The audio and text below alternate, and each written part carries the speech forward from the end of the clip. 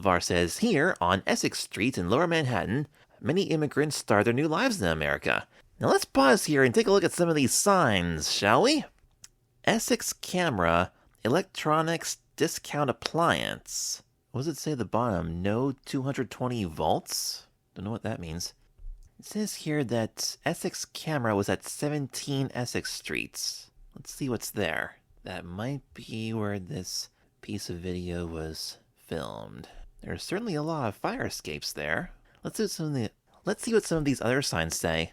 Winfield Skull Caps. Oh, there we go, 19 Essex Street. What the heck are skull caps? Oh, it's a kind of hat, okay. They're kind of like beanies, or yarmulkes, that Jewish people wear. There's some kind of antique store, cosmetics discounts, some other supply store with electrical and appliances, Israel Wholesale Import Company, bar mitzvah sets and stuff, wedding gifts. Yeah, I'm definitely looking at the right streets here on Google Maps, but I don't think any of those businesses are there anymore. Oh, that's kind of a shame. But it's all across the street from this park. What's this park called? Stewart Park. Or, no, there's no T in there. It's Seward. S-E-W-A-R-D. Seward Park. They don't show the park on Rainy Rainbow, but that's where it is. But yeah, none of those signs are there anymore. Not even that crosswalk sign. I would think that would still be there, but no, it's not. That light post at the end of the road is still there, though. And that building on the left corner, they changed the exterior a little bit, but it has those same 8 windows. Doesn't look near as nice now as it did back then.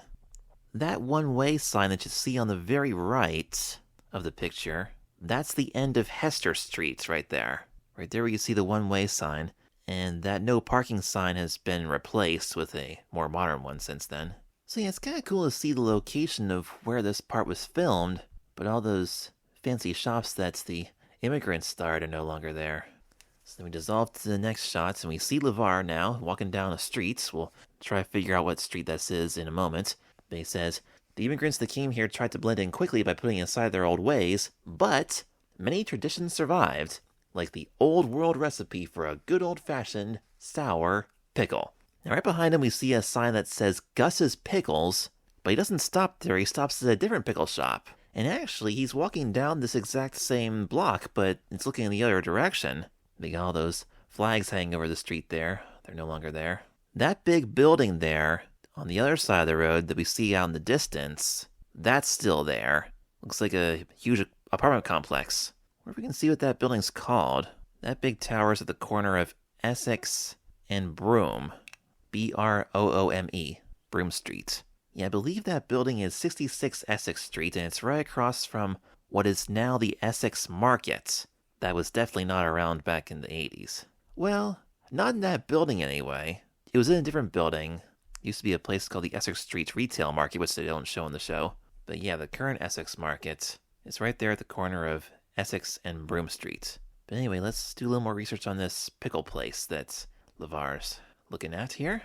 Okay, LeVar picks up a pickle out of a big plastic barrel. It's a really big pickle. He says, how much, Lou? He says, well, just help yourself, LeVar.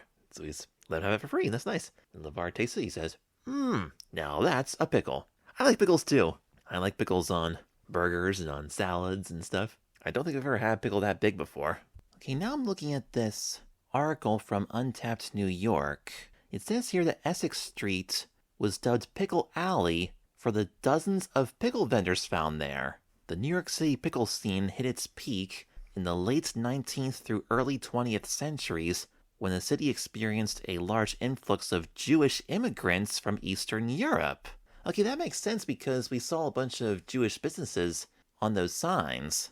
These immigrants flocked to the tenements of the Lower East Side, bringing their traditional cuisine with them. Of the foods they introduced to New York, the kosher dill pickle was the most significant. Pickles were cheap for vendors to make and for customers to buy.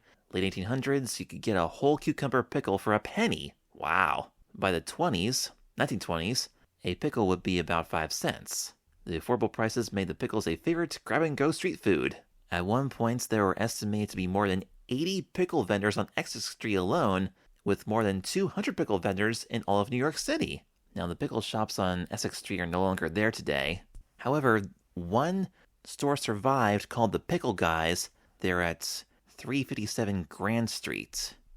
Actually right at the corner of Essex and Grand. So it's not far from where LeVar is. There still is one shop there. That's cool. If I ever go to New York, maybe I'll pick up a pickle there. So as LeVar enjoys his pickle, he then tells us that today we're very proud of our different heritages. And one of the ways we show it is in special festivals, like the one held at Liberty State Park in New Jersey, where Americans from different backgrounds gather to celebrate and share their cultures. And that brings us to the next scene where we see this Liberty State Park Festival in New Jersey, with lots of people singing and dancing and sharing food and doing all kinds of fun stuff. Alright, before we get into all that, I'm going to take a short break. I'll roll the intermission. When we come back, we'll see what this festival is like.